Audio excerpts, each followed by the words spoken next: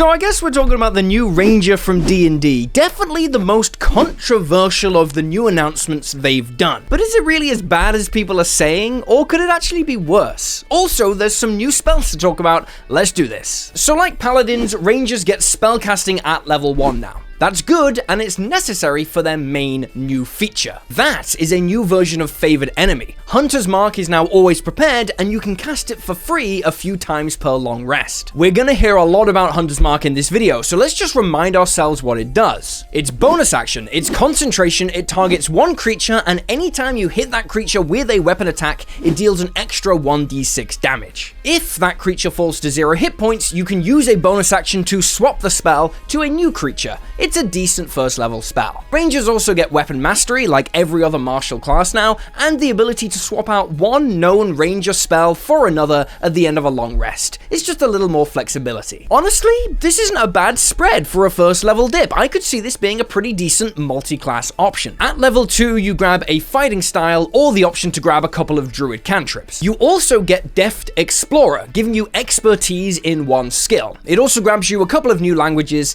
It's fine. At level 6, you get a new feature, Roving, which boosts your movement speed by 10 feet and gives you a climb speed and a swim speed. It's pretty good. Level 9, you get expertise in 2 more skills, and level 10, you get Tireless, letting you use an action to gain some temporary hit points. It also lets you remove 1 point of exhaustion after finishing a short rest, which might come up sometimes. At level 13, you get the first in a new round of features that are very important and have never been released in an Unearthed Arcana, the upgrades to Hunter's Mark. The first one is simple. Damage can't cause you to lose concentration on Hunter's Mark. At level 14, you get Nature's Veil, letting you turn invisible as a bonus action until the end of your next turn. At level 17, there's another upgrade to Hunter's Mark. Now you have advantage on all attack rolls against the creature you have marked. Level 18 gives you blind sight out to 30 feet. That's pretty decent. And finally, at level 20, the damage of your Hunter's Mark increases from 1d6 to 1d10. I think this feature is the one that's really left a bad taste in people's mouths. Upgrading your Hunter's Mark damage from a d6 to a d10 is a garbage capstone feature. It equates to about a +4 to your damage each turn. A lot of the aggressive resentment towards the Ranger probably comes from this being the final thing that we've seen, but it's also part of a larger issue with the Ranger that you've probably already noticed, and that is that Hunter's Mark is now so central to the Ranger's features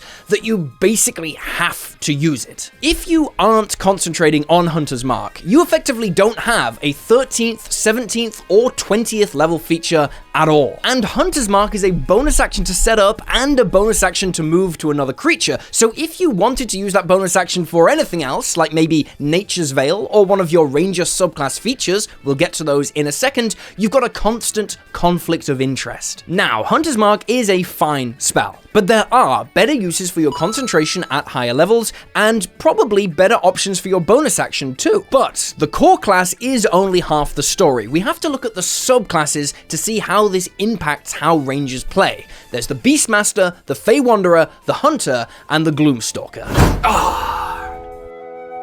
Alright there, mate. You want to see my dick?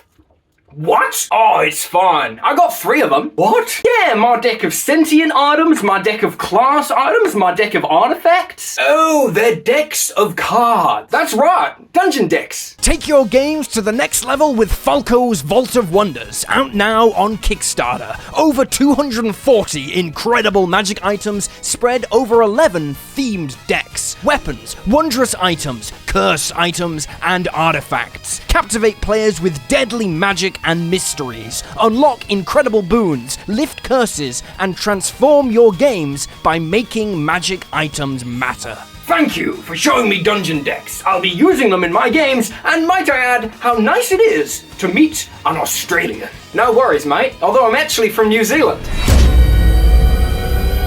Craft epic moments with Falco's Vault of Wonders on Kickstarter. Link in description.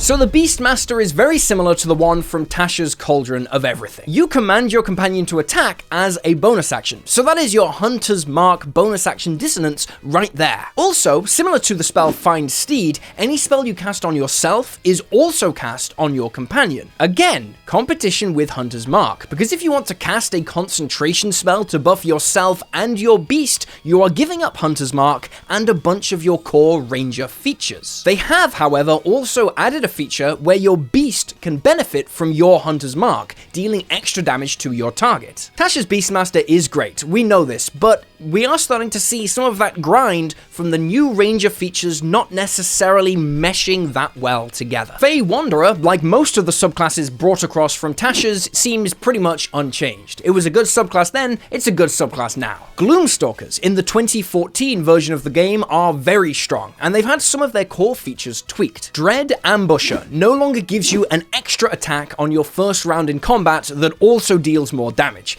Instead, you get the ability to deal some extra psychic damage on a hit once per turn, a few times per day. This is definitely a nerf. It favors players in D&D to strike as hard and as fast as possible. Dealing more damage early in combat is much better than spreading damage over multiple turns. However, the extra psychic damage you deal in the new Gloomstalker does improve at level 11, and it gives you the option to frighten creatures as well. Frightening enemies is very on brand for the Gloomstalker, I get it, but it is also mechanically a little odd, because frightened creatures only get disadvantage on attack rolls and ability checks if they can see the source of their fear. But Gloomstalker's iconic features are fighting in the dark and being invisible even to creatures with dark vision, and late in the game, turning invisible altogether. Just something to think about, but frightening a creature might not be as mechanically relevant on a Gloomstalker as it would be for someone else. Finally, the Hunter got a big rework. Firstly, any creature targeted by your Hunter's Mark, you know their damage resistances, immunities, and vulnerabilities. Hunter's Prey got some updates too. At level 3, you can choose from one of these abilities, and they're all pretty good, and you can swap out your choice on a short rest. This essentially lets you prepare your abilities for the type of encounter you think you're gonna have. Same again happens at level 7 with Defensive Tactics. You get a few features you can choose from, and you can swap them out on a short rest. In the announcement video, they mention multi-attack defense here, so they're pulling from the original Ranger subclass,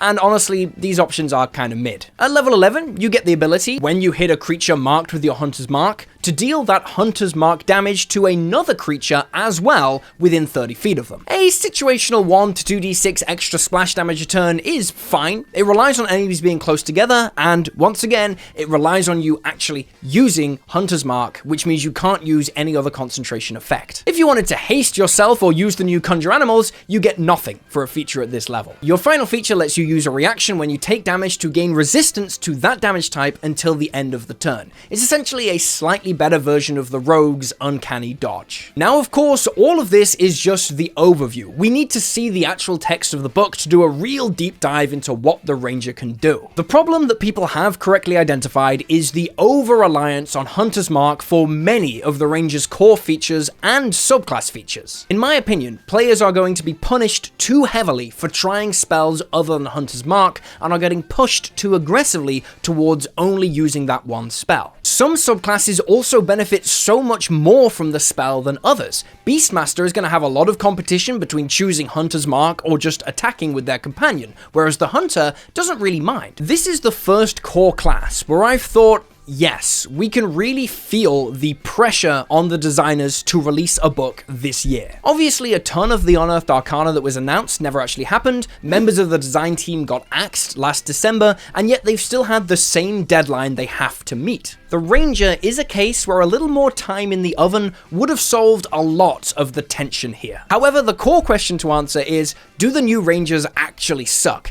And I don't think they do. I don't think they're terrible by any stretch of the imagination. The bonus expertise is nice, Tasha's changes, including invisibility, are nice, the blind sight is nice. However, this is definitely going to be that class that everyone is publishing their own homebrew tweaks for. You need only look online to see how many people are not satisfied with where the Ranger has landed. This one really just needed one more round of Unearthed Arcana feedback. But we gotta talk about the new spells. First thing we gotta hit, because it relates directly to the Ranger, is that the conjuring spells have been redesigned. Okay, Conjure Animals is incredibly powerful. It can just drop 8 wolves or 8 giant owls onto the battlefield and cause chaos. Games slow down, it is a nightmare to keep track of, and yes, it is probably a little too strong for a 3rd level spell. The new conjuring spells work a lot like the spell Spirit Guardians, but at a distance. Conjure Animals essentially creates an area of effect that is a mass of swarming spirits which deal a little radiant damage to nearby creatures. All the conjuring spells work this way. I totally understand why they changed these spells, but with that in mind, they are so different from the originals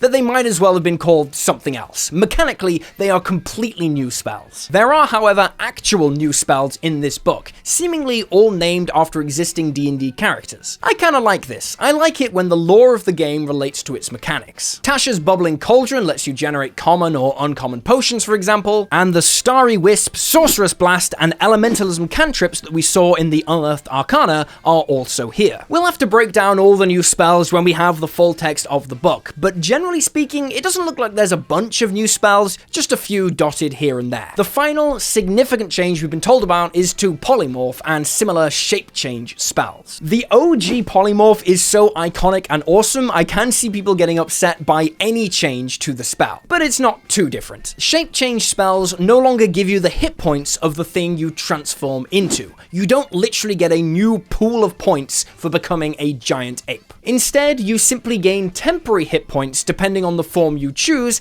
and everything else is pretty much the same. And I'm fine with that. Generally speaking, my design philosophy is to keep spells and features as simple as possible without sacrificing the flavor. The conjuring spells have lost their flavor a little too much in my opinion, but the shape change spells seem basically the same but simpler to use. It's a net positive. If you want to support the channel and grab awesome subclasses, races, feats, spells, and adventures to play right now, you can do so on Patreon. The support on there makes all this possible. Also remember to like and subscribe, check out other videos on the channel, and yeah, that's all I got. I'll see you next time.